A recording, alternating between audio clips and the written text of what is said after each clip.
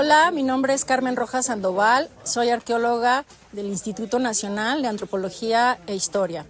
Nos encontramos en la zona arqueológica de Tulum. Este lugar era un antiguo puerto que se llamaba Samá, que quiere decir amanecer por la ubicación especial de este sitio, de sus estructuras hacia el mar, hacia el este, por donde sale el sol. Este sitio es de una temporalidad tardía, es decir, del 1300 al 1500 después de Cristo.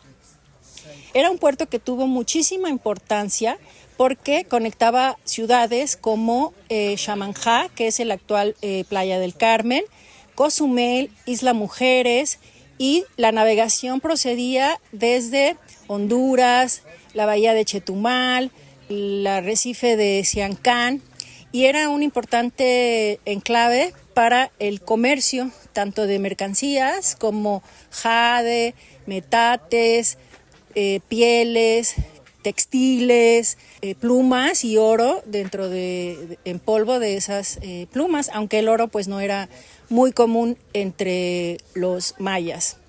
Antes del florecimiento del puerto de Samá, se construyó la antigua ciudad de Cobá. Esa ciudad es del clásico, es decir, del 200 después de Cristo al 800-900 después de Cristo, y su puerto era la ciudad de Muyil. Sin embargo, ambas ciudades tuvieron una decadencia, por lo que entonces el puerto de Samá adquirió más fuerza. Estos puertos ya existían desde la antigüedad, digamos contemporáneos a Cobá. Sin embargo, con este movimiento de mercancías y de comerciantes en esta zona, pues los puertos fueron floreciendo hasta que Samá se convirtió en un gran puerto. Se construyó con una muralla a su alrededor, y el lado que da al mar, que es un cantil, también hace de fortaleza. La ciudad se construyó pues hacia el 1300 después de Cristo. Sin embargo, hay algunas estelas, que es la escritura en piedra, que tienen una forma de laja rectangular, que tienen inscritas fechas desde el 500 después de Cristo. Existen varias estelas en Tulum, y una de ellas se encuentra frente al templo de la pintura mural. La arquitectura de Tulum es una arquitectura muy especial. De hecho, nombra al estilo de costa oriental, porque es una arquitectura de menor tamaño, donde además incorpora el techo, que es plano. También construyen con esta bóveda maya, que se llama bóveda salediza o falso arco maya. Esto es así porque esta bóveda forma un triángulo. Se iban poniendo estas lajas en el empiezo de los muros, y al final, donde casi se unen los dos arcos, se ponía una laja arriba. Y esto da la forma de una bóveda triangular, que la pueden observar en la entrada de las murallas. El puerto de Samá se encontraba amurallado, donde vivía la élite. Había un área de huertos, y en otra parte estaban los palacios. En estos palacios existían unas bancas que fungían como camas, y ahí ponían ellos almohadones de plumas, de algodón, porque había algodón aquí en el área maya. También tenían pues cortineros para pasar en estos momentos de mayor calor adentro de estas casas. Sin embargo, lo que son las funciones de la cocina se realizaban afuera. Nosotros pasamos mucho tiempo en interiores, más por ejemplo desde la pandemia. Sin embargo, para los mayas la vida tenía un gran componente exterior, ¿no? Entonces, los alimentos estaban afuera, por el fogón, por el metate, tenían sirvientes. Y por otro lado, una estructura muy, muy famosa es el llamado castillo. No es un castillo, se le nombró así por semejar a una estructura grande, digamos, ¿no? Y es una pirámide que tiene varias funciones. Por un lado, está dentro de la cosmogonía de los mayas, que se manejan tres niveles: el supramundo, el mundo terrenal y el inframundo. Entonces, en el mundo terrenal está la montaña. esa montaña es sagrada. Y estas pirámides lo que representan son la montaña sagrada.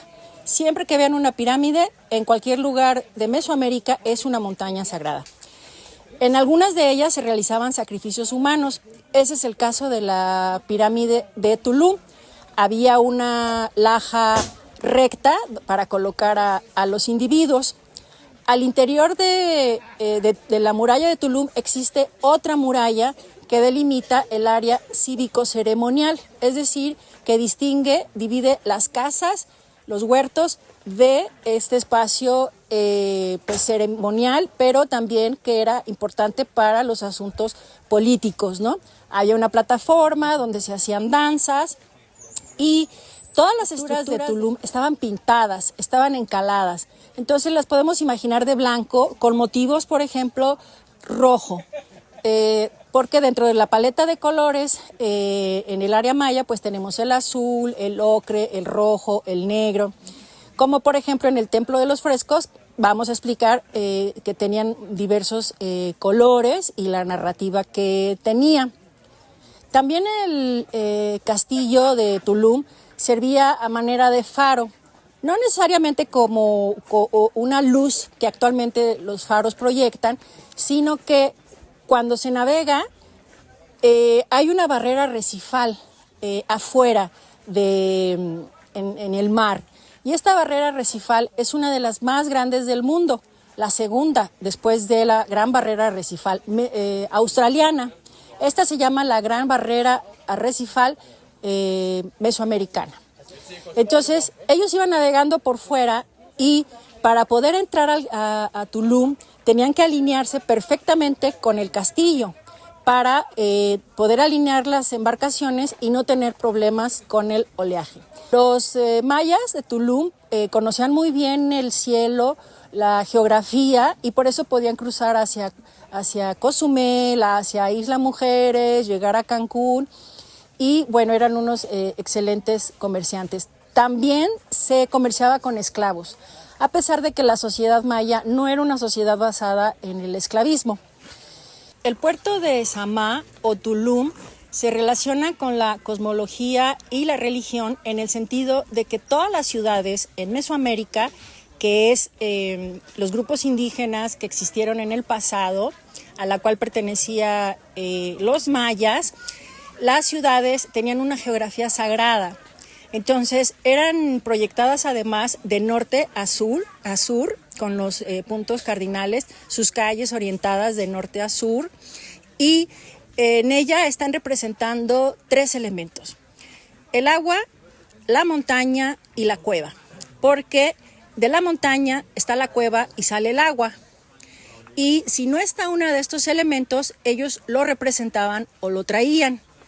Podían, por ejemplo, hacer patios en otras ciudades donde traían por canales el agua y hacían, por ejemplo, un espejo de agua en un patio interior de unas casas. En este caso, tenemos la montaña con la pirámide, el castillo de Tulum. Tenemos el agua en una pequeña caverna que tiene agua, pues que podríamos llamarle cenote, solo que es muy chiquito para representar al cenote. Sin embargo, eso es lo importante, ¿no? Y también tenemos la cueva en ese lugar, ¿no? La cueva y el agua. Entonces, esta proyección norte-sur y este-oeste, como les digo, se repite en todo Mesoamérica, ¿no? Excepto en algunas ciudades. Y bueno, ya lo que son las casas alrededor de este, digamos, conjunto residencial, donde ya vivían pues las personas de otros rangos, pues ellos construían sus casas en plataformas para las inundaciones y de ahí desplantaban cabañas. Esa era la construcción típica, con una entrada y un acceso, una salida frente a frente, ¿no? Son muy frescas. Y entonces ellos ahí podían tener como conjuntos familiares dispersos, ¿no? Que a lo mejor no respondían a esta geografía sagrada norte, sur, este, oeste. La religión maya, que comparte con todo Mesoamérica, se fundamenta en estos tres niveles y que en la creación había dos dioses, no uno como en la religión católica, judio-cristiana, ¿no? Eran el padre creador y la madre creadora. Ellos a su vez tenían hijos dioses que también eran gemelos, opuestos pero complementarios. Todos esos dioses, digamos que regían en la vida diaria de los habitantes de las antiguas ciudades de Mesoamérica. Y pues bueno, Tulum no es la excepción. Aquí tenemos un ícono muy representativo que es el dios descendiente, que es una persona que tiene las patitas para arriba y su cabeza para abajo, como que parece que está buceando. Entonces este dios descendente se asocia con el maíz que muere y que a través de esa muerte renace y genera vida. También en el templo de los frescos está representado toda una pintura mural que actualmente no se puede ver porque está al interior, que tiene toda una narrativa de precisamente un dios sembrando o autosacrificándose y poniendo sangre en la tierra para que florezca los frutos, y está una mujer que tiene un chacmol, ¿no? Bueno, pues ahí también se está representando lo que es la creación para los mayas. El inframundo era muy importante porque es donde los dioses iban a morir, al igual que las personas, y los dioses renacían y las personas renacían como un árbol que da frutos.